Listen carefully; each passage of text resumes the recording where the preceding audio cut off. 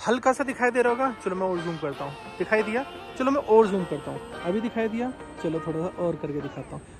I like to be educated, but I'm so frustrated. Hello to my loneliness. I guess that ignorance is bliss. Take me back to before I knew. Rewind, take it out of cue. Innocence can be a young man's game. Stand up for the hall of shame. I wish I knew how much I missed. I know that we're all screwed when we play our roles and ignore the problems.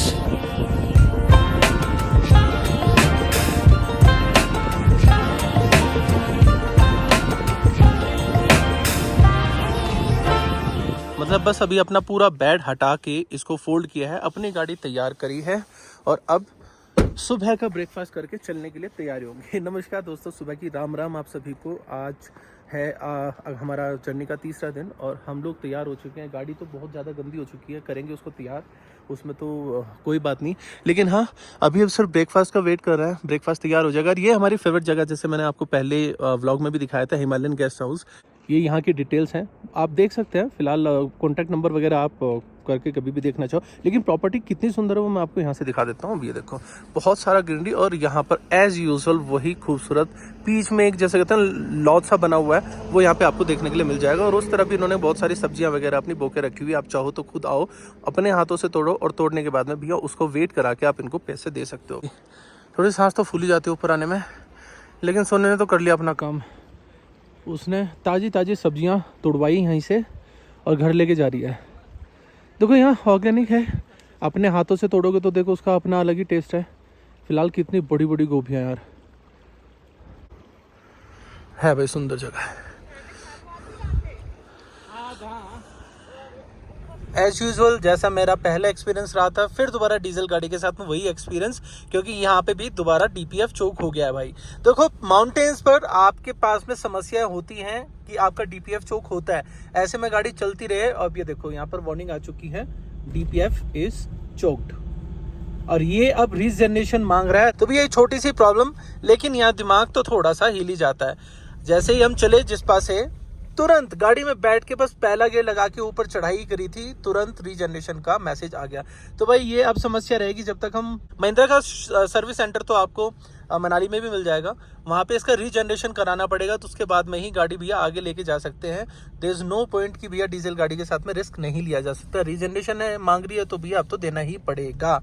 मेरी गाड़ी में जो error था, अब एक ही warning बची है। जहाँ पहले वार्निंग थी वो हट चुकी है सारी, अब एक वार्निंग बची जहाँ पे मेरा टायर प्रेशर कम है सिर्फ, बाकी सारी वार्निंग्स हट चुकी हैं। वो कैसे हटी हैं उसका बड़ा सिंपल सा, आपको अगर कभी डीजल गाड़ी ऐसे लेके जाते हो, मैंने कहा ऑप्शन नहीं है, मैंने आपको पहले ही बताया ऑप्शन नहीं है, तो हाई आपको आरपीएम पे चलाना है। जब आप कॉन्टिन्यूसली एक कहते हैं 8-10 kilometre high RPM 2500 RPM plus चलाते हैं, तो जो रीजन होता है वो अपने आप कंप्लीट हो जाता है ऑटोमेटिकली, उसमें आपको कुछ करने की जरूरत पड़ती नहीं है। तो कुछ इसी तरीके से ये रीजन अपने आप कंप्लीट हो गया और मेरे गाड़ी की जितनी भी वार्निंग्स थी वो सारी यहाँ से हट चुकी है, एक्सेप्ट दिस प्रेशर। जो डीपीएफ चौक वाली वार्निंग थी वो हट चुकी है। अब यहाँ पर दिखाई दे रहा है सिर्फ एक ही वार्निंग बची है, उस वक्त थी 3 वार्निंग्स। 3 कैसी थी, एक तो ये टायर प्रेशर वाली है ही है, दूसरी आ गई थी डीपीएफ चौक और तीसरी आ गई थी रीजन रिक्वायर्ड। तो यहाँ पर वो दोनों हट चुकी है, यहाँ पर बची है सिर्फ एक वार्निंग। तो भाई अगर आपके पास में गाड़ी ऐसे चलाते हो, थोड़ा हाई आरपीएम पे चलाओगे तो वो रीजन वाली जो वार्निंग है वो हट जाएगी, और हट भी सकती है, पर यही तरीका होता है मैनुअली उसको हटाने का। अदरवाइज तो आपको कहीं ना कहीं महिंद्रा के शोरूम में या कोई भी गाड़ी जहां आप ले रहे हो वहां पर उनके सर्विस सेंटर में विजिट करना पड़ता है। हम पहुंच चुके हैं सिसु। यहाँ पे थोड़ा सा पूछ रहे हैं कि भैया कैसे जाया जाए आगे, क्योंकि कहाँ जाने की बात हो रही है, बात हो रही है यहाँ पे वाटरफॉल जाने की। अब आपको नहीं पता तो सिसु में एक बहुत सुंदर वाटरफॉल है और बहुत ही ऊंचा वाटरफॉल है। फिलहाल हल्का सा दिखाई दे रहा होगा, चलो मैं और जूम करता हूँ। दिखाई दिया, चलो मैं और जूम करता हूँ। अभी दिखाई दिया, चलो थोड़ा सा और करके दिखाता हूँ। तो देखो भाई कितना प्यारा वाटरफॉल है, बहुत ही ज़्यादा सुंदर है।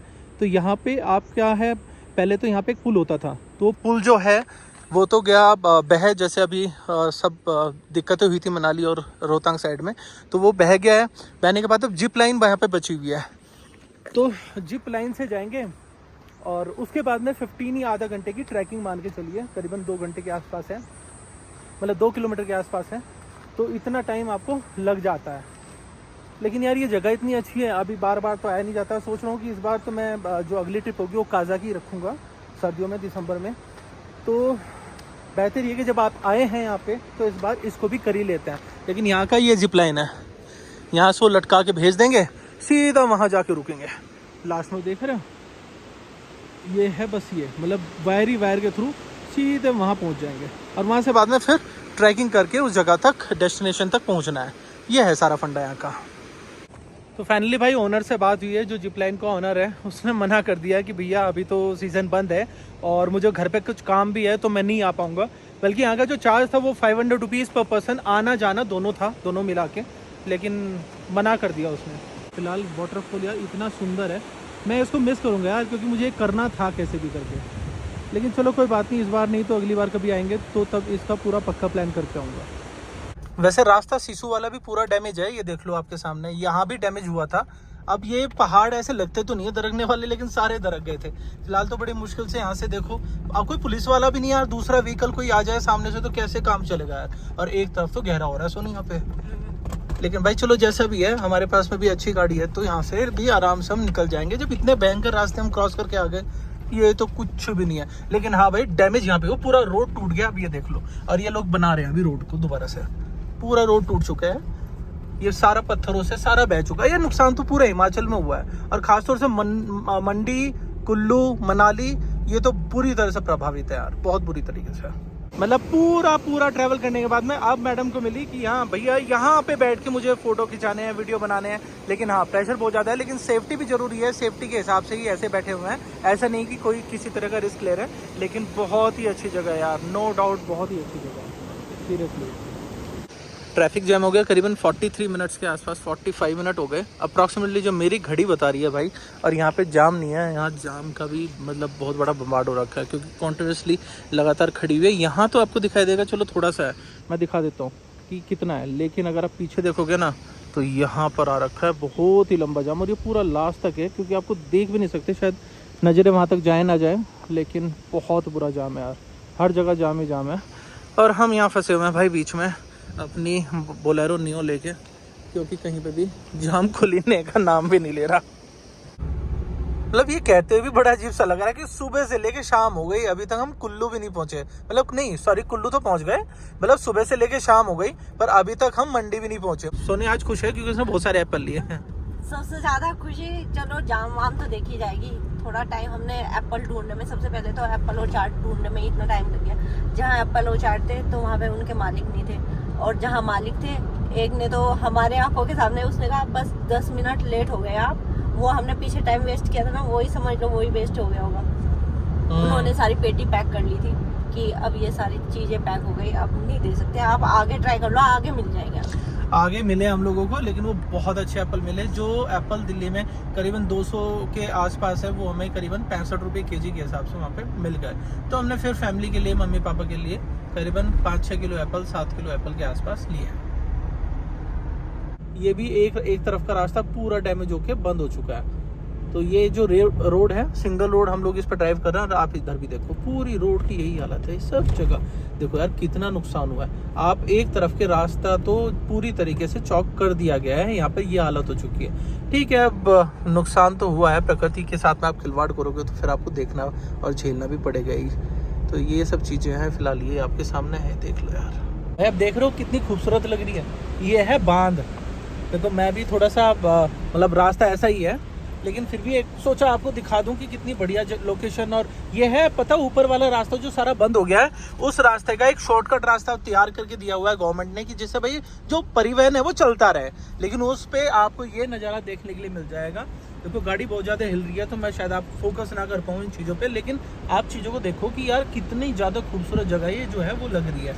फिलहाल अगले वाली गाड़ी भी आ चुकी, पिछले वाला भी हॉर्न बजाने लगा, भाई निकल ले आगे, जगह ही नहीं है। तो लेकिन भाई सुबह से हो गई शाम, अभी तक हम मंडी नहीं पहुंचे। लेकिन सुंदरनगर में जाके फिर दोबारा से कार कैंपिंग करेंगे आज रात की। मुझे लगता है इससे आगे ट्रैवल करना ठीक नहीं रहेगा। फिलहाल अगर मैं सोने वाली वीडियो यानी कि जब बिस्तर तैयार हो जाएगा तब वाली वीडियो बना पाए तो ठीक है, नहीं तो भैया फिलहाल अभी तक आप स्ट्रगल देख लीजिए, ये सब चल रहा है। अगर मैं बना पाया तो आपको 100% दिखाऊंगा। वैसे नज़ारे तो देखो हिमाचल के अब सबसे बेस्ट होते ही हैं, लेकिन अगर नहीं दिखा पाया तो उसके लिए अपोलॉजीज। और दिखाया तो इस वाले पार्ट को तुम्हें खुद ही डिलीट कर देना है, और नहीं दिखा पाया तो आप समझ लेना कि शायद मैं उस वक्त वहाँ पे शूट नहीं कर पाया। वीडियो पसंद आई हो तो प्लीज़ चैनल को सब्सक्राइब, वीडियो को लाइक एंड शेयर कर दीजिएगा सभी फैमिली एंड फ्रेंड्स के साथ। धन्यवाद।